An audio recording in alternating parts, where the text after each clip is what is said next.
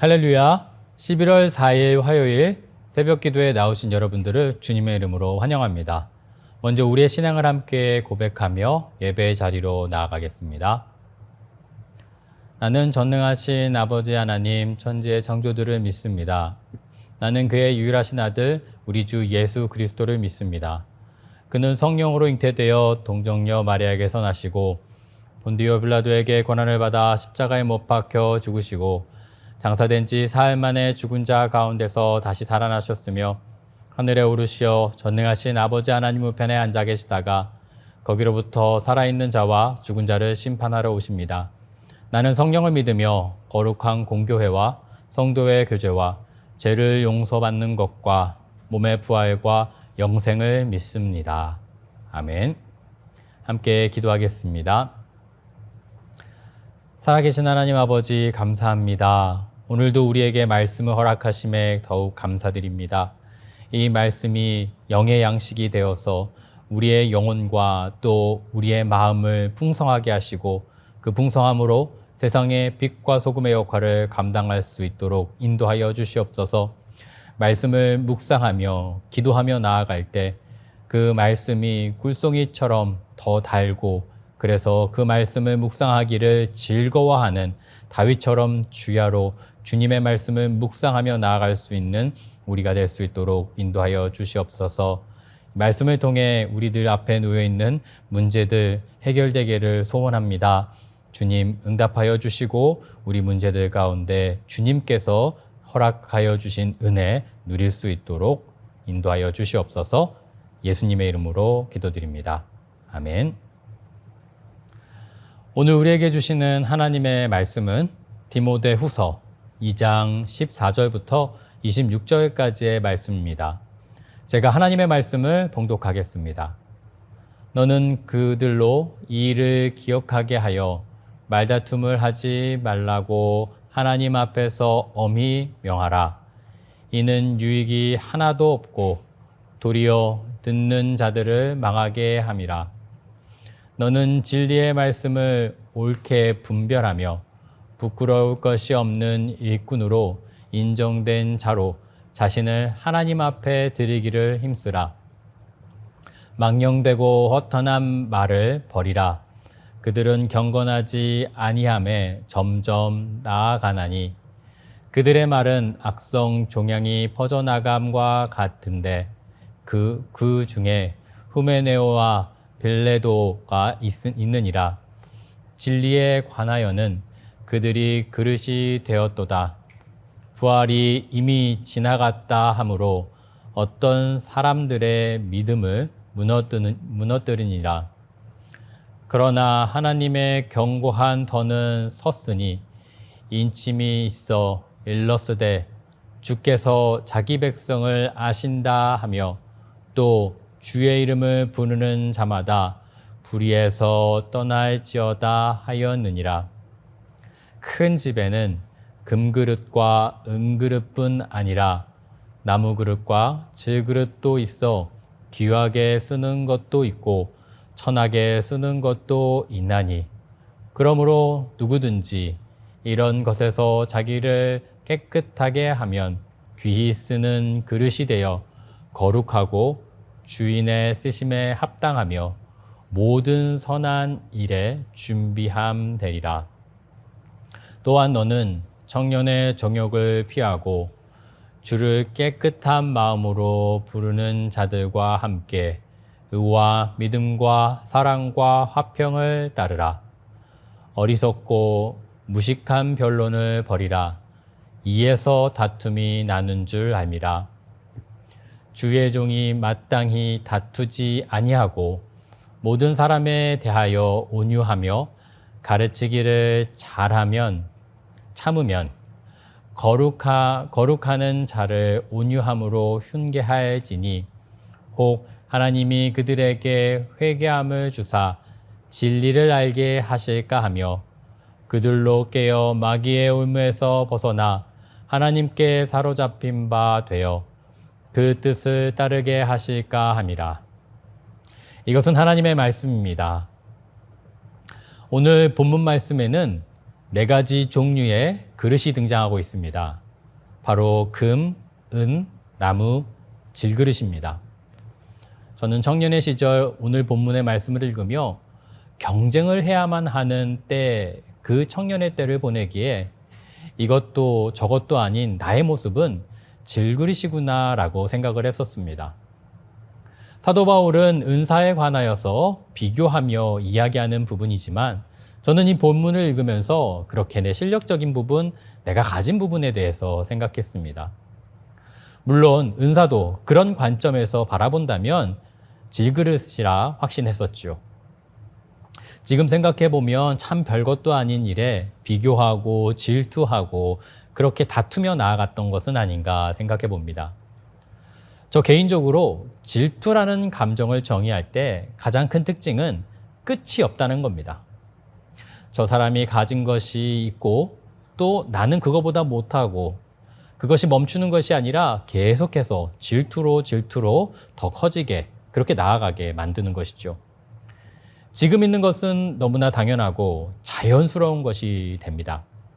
그러나 그토록 간절하게 원하고 소망했지만 가지고 나면 만족이 아니라 또다시 큰 것을 찾아 또 비교하면서 강렬하게 원한다는 것이죠.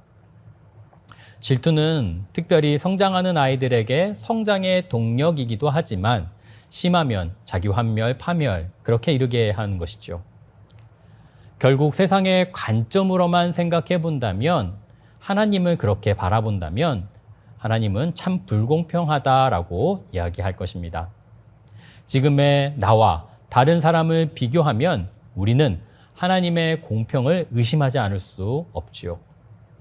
어떤 이들에게는 금그릇으로 부자 같은 그런 모습으로, 어떤 이들에게는 은그릇으로 멋지게 노래를 하고 탁월한 탤런트를 가지고 있고, 또 어떤 이들은 나무 그릇이 되어서 친절한 멘토를 만나고 극복하기 정말 좋은 환경으로, 이런 부분들의 차이를 보게 되는 것이지요. 그들을 보고 있자면 자연스럽게 부러움이 생기고 심한 질투심에 사로잡혀 자신을 부정하는 모습으로 발전하게 되는 것이죠. 지금의 시대는 그 질투를 끝까지가 그것을 넘어서서 분노의 시대로 치닫고 있습니다. 특별히 빈부의 격차가 심각한 이 땅, 더욱 그렇지요. SNS와 매스컴에서는 질투를 유도하고 계속해서 더 좋은 그릇이 좋다고 이야기하며 본문의 질그릇에는 관심조차 두지 않는 모습으로 나아가고 있죠.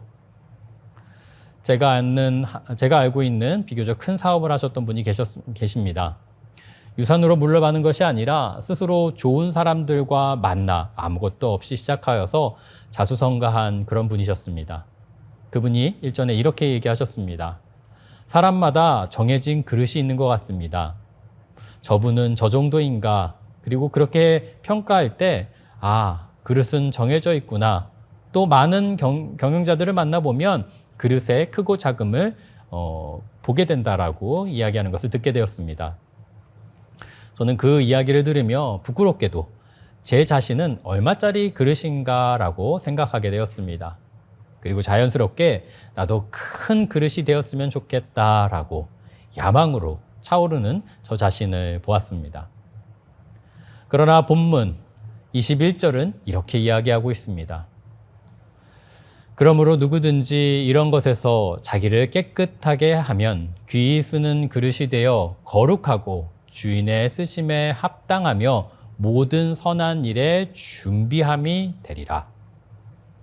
성경은 깨끗함과 거룩함에 대해서 선포하고 있습니다. 세상이 관심을 갖는 그릇의 크기와 그런 재료들에는 관심이 없다고 이야기할 수 있을 것입니다. 일전에 저는 가족들과 함께 병원에 가서 수술을 받았던 그런 경험이 있었는데요. 일주일간 우리 가족 중에 한 명이 입원하게 되었습니다. 굉장히 큰 병원이었고요. 지역과 건물이 정말 압도하는 그런 모습이었습니다. 또한 병원에 가게 되면 여러분도 느끼시는 것 같이 자연스럽게 주눅이 들지 않습니까? 더욱이 아파서 찾는 병원이기에 마음도 무거웠습니다. 그곳에 입원하여 있는 동안 여러 간호사분들을 만났습니다. 간호사분들이 아마 3, 4대 교대하면서 이렇게 근무하는 모습인 듯 했습니다. 일주일간 같은 분들을 두세 차례 만나게 되었는데요. 만나면서 자연스럽게 간호사분들이 얼마나 힘든가, 얼마나 다른 태도를 가졌는가를 자연스럽게 보게 되었습니다. 어떤 분들은 정말 거칠었습니다. 굉장히 피곤해했고 늘 귀찮고 짜증이 느껴졌습니다. 그저 자기가 해야 될 일들을 책임지지 않기 위해 수동적으로 해나갈 뿐이었습니다. 병명도 모르고 불안했기에 당연히 질문이 많아서 간호사분들에게 물어보면 건성으로 답하고 요청하는 일에 시큰둥한 태도를 보일 뿐이었습니다. 그러나 어떤 간호사분들 중은 한두 분들은 정말 달랐습니다. 똑같이 많은 업무와 할 일이 있었을 텐데 정말 친절하게 저희 가족을 대해주었습니다. 처음이라 질문이 많아서 죄송하다 얘기했더니 이런 일은 처음이실 텐데 얼마나 불안하실지 충분히 이해합니다. 얼마든지 물어보세요. 그리고 이런 일은 2번 겪으시면 안 되죠. 한 번으로 끝나실 거예요. 정확하지는 않지만 이런 모습의 답변이었습니다. 그리고 매번 친절하고 성실한 모습으로 자신이 해야 될 것을 최선을 다하는 모습. 현실적인 아픔이야 바꿀 수 없었지만 그분의 마음과 태도를 통해 따뜻하고 차분하게 기다릴 수 있었습니다. 목사인 저에게 그 간호사의 모습은 따뜻한 하나님의 위로처럼 느껴졌습니다. 그리고 자연스럽게 생각하게 되었습니다. 아, 이런 것이겠구나. 이분을 통해 하나님의 일하심과 따뜻한 위로가 저에게 전달됨을 바라보면서 그분이 믿는 분인지 아닌지는 어쩐지는 알 수 없었지만 어느 정도 짐작할 수 있었죠. 그분은 거룩함을 또 깨끗함을 자신의 역할을 충실히 하는 모습을 통해 알 수 있었습니다. 병원에 가면 그저 지나가는 한 사람으로서 많은 사람들 중 하나, 흔한 말로 n분의 1이라 느껴질 때도 많았지만 이분의 모습을 통해서 전혀 다른 느낌과 감동으로 다가왔던 경험이 있었습니다. 누구에게나 존경받는 큰 그릇이 되어 누가 봐도 큰 일을 감당하는 일을 하는 사람이 되길 간절히 소망하는 이 시대 가운데 전혀 다른 방법과 모습으로 거룩함과 깨끗함으로 최선을 다해서 맡은 바 일을 다하는 모습을 볼 수 있었습니다. 결국 그릇의 크기와 그런 모습이 아니라 깨끗함과 거룩함을 채우며 하나님의 사역을 감당하는 것이 그리스도인 성도들의 모습이 아닌가라고 생각하게 되었습니다. 오늘 본문 22절은 이렇게 이야기합니다. 또한 너는 청년의 정욕을 피하고 주를 깨끗한 마음으로 부르는 자들과 함께 의와 믿음과 사랑과 화평을 따르라. 지극히 작은 자에게 한 것이 내게 한 것이다 라고 예수님은 말씀하셨지요. 삶의 태도는 크기와 돈, 그런 모습으로 세상이 원하는 방법론이 아니라 하나님께서 말씀하시는 깨끗함과 거룩함, 의와 화평과 사랑에 있다라는 것을 우리는 기억해야 합니다. 한 평의 공간의 자리에서 일하는 이들의 거룩함은 위대합니다. 100평의 공간에서 일하는 자들의 거룩함도 위대합니다. 아니, 공간조차 없는 자들의 거룩함도 위대하고 소중합니다. 그 모든 것이 하나님께서 인정하시는 사역입니다. 금그릇, 은그릇, 질그릇, 어떤 그릇, 어떤 은사, 어떤 모습도 우리 하나님 앞에 거룩하게 나아가는 동역자로서 나아간다면 하나님의 사랑과 은혜를 담아내 이 세상 가운데 뿌리는 사람들로, 성도로 살아가게 될 것입니다. 우리가 집중해야 하는 것은 그릇의 종류와 크기가 아니라 깨끗함과 거룩함에 집중함이라는 것을 다시 한번 되새기는 저와 여러분들이 되기를 소원합니다. 예수님의 말씀처럼 고아와 객과 과부를 대표하는 작은 이들을 섬기며 위로하며 나아가는 우리들이 될 때 하나님의 큰 일에 참여하는 작은 퍼즐 조각이 되어 귀하게 쓰임받고 또 그것을 귀하게 사용하실 것입니다. 오늘날 이 시대는 깨끗함과 거룩함에 대해서 관심이 없지만 하나님은 알고 계십니다. 더 빛나고 멋진 매력적인 내가 되기보다 하나님 앞에 내게 주어주신 것을 감사함으로 깨끗함으로 거룩함으로 나아가는 저와 여러분들이 되기를 소원합니다.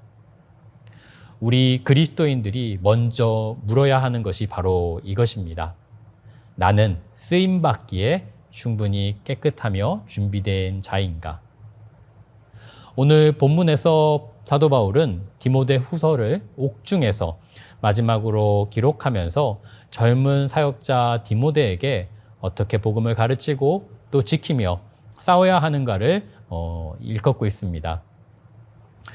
앞서 얘기했던 그릇의 차이, 또 상황의 차이, 여건의 차이로 교회 내에서 말씀을 가지고 다투는 그런 모습, 종의 자세가 아닌 그렇게 섬기려 하는 모습이 아니라 군림하고자 하는 모습이 있었던 것이죠.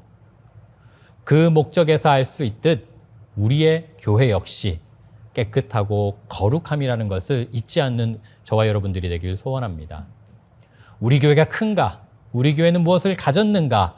이것으로 사람을 나누며 교회 안에서 다툼과 분쟁으로 나아가는 것이 아니라 우리 예배에는, 우리 교회에는 순결함과 거룩함으로 쓰임받기에 충분히 준비되어 있는가를 묻는 우리 동양선교교회가 되기를 소원합니다.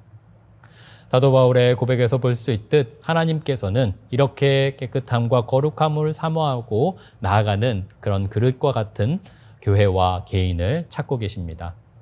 더불어 그런 교회를 세우시며 세상과 다른 기준으로 사역하길 그렇게 디모데에게 오늘 교회들에게 도전하고 계시는 것이지요. 예레미야 18장 4절에서 6절까지의 말씀을 제가 읽어보도록 하겠습니다.